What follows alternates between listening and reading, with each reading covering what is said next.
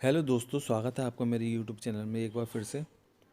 तो दोस्तों, अगर आप मेरे चैनल पर नए हैं तो मेरे चैनल को सब्सक्राइब कर लें और बेल आइकन पर दबा के नोटिफिकेशन को ऑन कर लें, जिससे कि मेरी आने वाली जो भी वीडियो होगी उसकी नोटिफिकेशन आपके पास सबसे पहले पहुंच जाए। तो दोस्तों, जैसा कि पुलिस भर्ती बोर्ड ने उप निरीक्षक गोपनीय पुलिस उप निरीक्षक सहायक जो लिपिक और लेखा के पद पर जो भर्ती निकाली है 2023 दिसंबर लास्ट में, तो उसमें जो परिशिष्ट 3 का जिक्र किया गया था, जिसमें ओ लेवल के समकक्ष बात रखी गई थी। तो आज हम उस चीज़ के बारे में इस वीडियो में जानकारी देंगे कि आपके कौन कौन से ओ लेवल के समकक्ष डिप्लोमा चलेंगे, कौन कौन से नहीं चलेंगे। क्योंकि भर्ती बोर्ड ने नोटिफिकेशन में जो विज्ञापन दिया था उसमें इस चीज़ का जिक्र तो किया था, पर उसे संलग्न नहीं किया था। तो आज हम आपको बताएंगे कि आपके ओ लेवल के समकक्ष कौन कौन से डिप्लोमा चलने वाले हैं और कौन कौन से नहीं चलने वाले हैं, जो 1 साल के डिप्लोमा हैं जो ओ लेवल के समकक्ष हैं। तो जैसा कि आपको पता है, उप निरीक्षक के 268 पद और लिपिक लेखा के 449 और 204, जो टोटल 921 पोस्ट पर ये वैकेंसी आई हैं। और जो कैटेगरी वाइज जो हैं आपकी आप देख सकते हैं। तो जैसे कि हम बात करते हैं, इसकी जो क्वालिफ़िकेशन थी उसके बारे में बात करते हैं। तो क्या क्या क्वालिफ़िकेशन थी इसकी, तो उस चीज़ के बारे में हम बात करते हैं। तो चलते हैं आगे। जैसे कि आपको पता है, इसमें जो योग्यता है आपकी स्टेनो के लिए और क्लर्क के लिए, वो स्नातक हो आपके पास और 1 साल का कोई कंप्यूटर सर्टिफिकेट हो या ओ लेवल का सर्टिफिकेट हो। और इसमें जो स्पीड है टाइपिंग की 25 हिंदी और 30 इंग्लिश की मांगी है। अच्छा, अगर आपके पास वाणिज्य से मतलब कॉमर्स से ग्रेजुएशन है तो आप क्या कर सकते हैं, आप तीनों पोस्ट के लिए अप्लाई कर सकते हैं।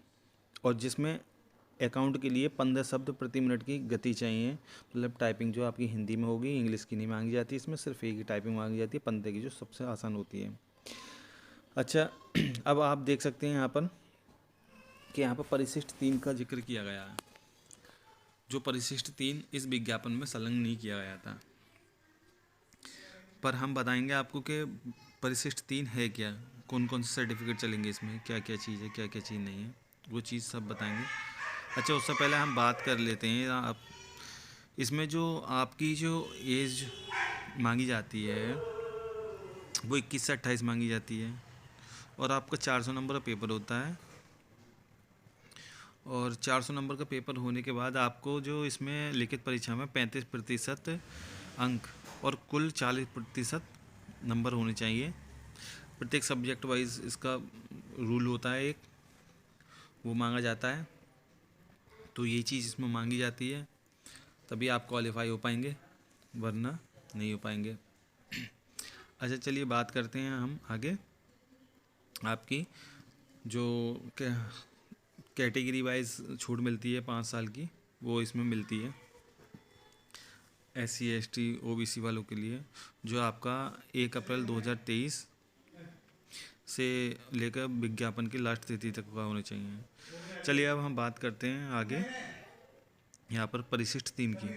तो जैसा कि आप देख सकते हैं, इसमें जो आपका ओ लेवल के समकक्ष डिप्लोमा है वो 5 मई 2022 का जो शासनादेश था उसके द्वारा ये बनाया गया था, कमेटी बिठा ली गई थी। तो चलिए पढ़ते हैं इसमें क्या कहते हैं, क्या क्या लिखा है। आपका लिखा हुआ है विषय में कंप्यूटर कोर्स ओ लेवल तथा उसकी समकक्षता निर्धारित किए जाने के संबंध में।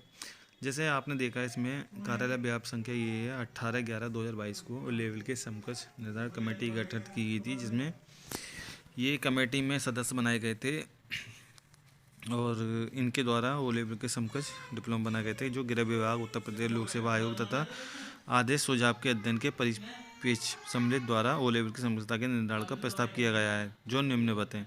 चलिए हम बात करते हैं पहले नंबर पे क्या है आपका। जैसे कि आप पहले नंबर पे देख रहे हैं कि किसी सरकारी संस्था या से कम से कम एक अवधि का आपके पास ओ लेवल का सर्टिफिकेट हो, दूसरे नंबर पे दे रखा है आपने क्या कहते हैं, मान्यता प्राप्त सरकारी निजी संस्था से इंटर के बाद कोई डिप्लोमा कर रखो जो 1 वर्ष का हो।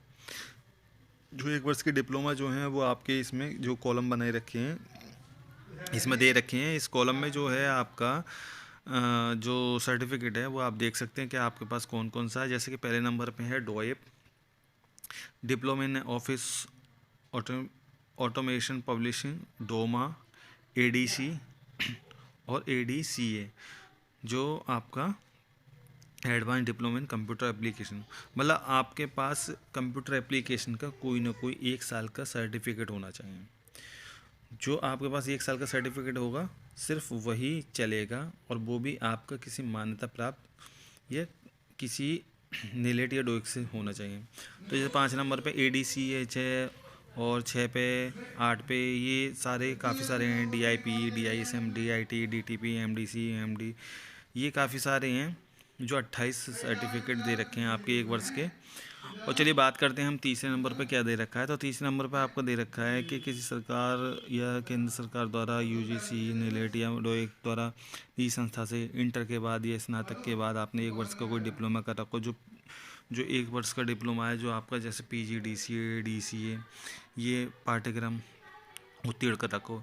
तो जैसे कि आपको पता है 2021 में जो वैकेंसी निकली थी उसमें यही ड्रामा कर रखा था कि पीजीडीसीए जो था वो आपका 14 नंबर पे दे रखा था, और 21 नंबर पे वो कंप्यूटर ऑपरेटर का था।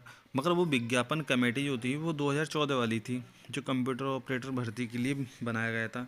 फिर उसी को 2020 संशोधन करके तृतीय संशोधन करके उसमें कंप्यूटर ऑपरेटर हटा दिया इन्होंने। अब कंप्यूटर ऑपरेटर हटाने के बाद फिर उसमें वो पीसीएम वाली बात है कि बिना पीसीएम के पीजीडीसी के हुआ क्या पात्र होगा, ये हो गया था। जबकि वो था कंप्यूटर ऑपरेटर के बिना पीसीएम के पीजीडीसी के हुआ व्यक्ति कंप्यूटर ऑपरेटर पद के लिए पात्र होगा। तो ये वाली बहुत सारी चीज़ें थी, मतलब जो कन्फ्यूज हो गया था, भर्ती बोर्ड भी कन्फ्यूज हो गया था और बच्चे भी कन्फ्यूज हो गए थे।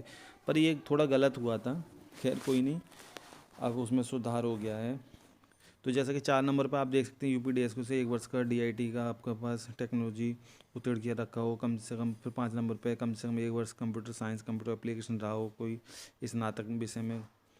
और 6 नंबर पे आपका BSc, IT, MCA, BTech, A level, B level, C level, BCA, MSc, BSc computer science application एक विषय के रूप में कम से कम 1 वर्ष रहा हो आपके पास। 7 नंबर पे दो एक मान्यता प्राप्त निजी संस्थान हाई स्कूल के बाद कोई ना कोई अगर आपने कोई डिप्लोमा कराया 1 वर्ष का मान्यता प्राप्त से हो मगर वो तो वो चलेगा आपका। 8 नंबर पे आपका राष्ट्रीय साक्षरता कंप्यूटर मिशन कंप्यूटर में कम से कम 1 वर्ष की अवधि का पाठ्यक्रम उत्तीर्ण कर रखो आपने। 9 नंबर पे आपने आईटीआई कर रखी हो 52 सप्ताह की आईटीआई होती है जो कोपा बोलते हैं, कोपा से आईटीआई कर रखी हो आपने कंप्यूटर ऑपरेटर प्रोग्रामिंग असिस्टेंट, तो वो भी आपका चल जाएगा।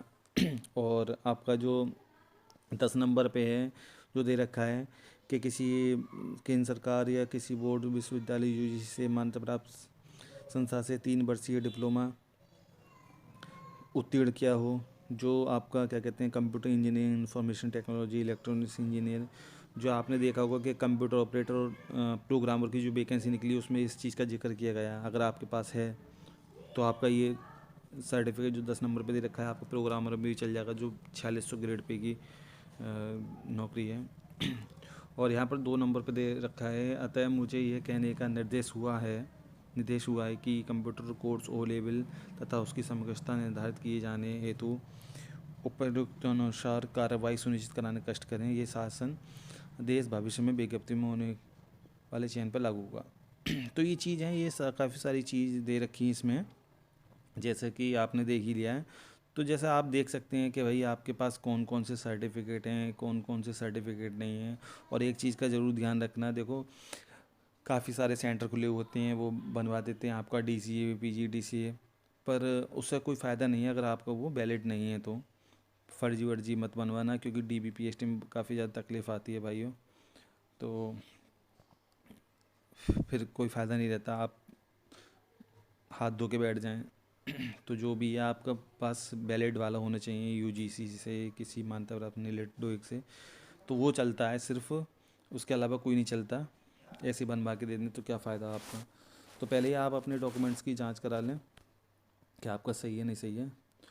तो इसी के साथ दोस्तों फिर मिलते हैं अगली वीडियो में। जब तक के लिए धन्यवाद। और कोई बात पूछनी तो कमेंट करना।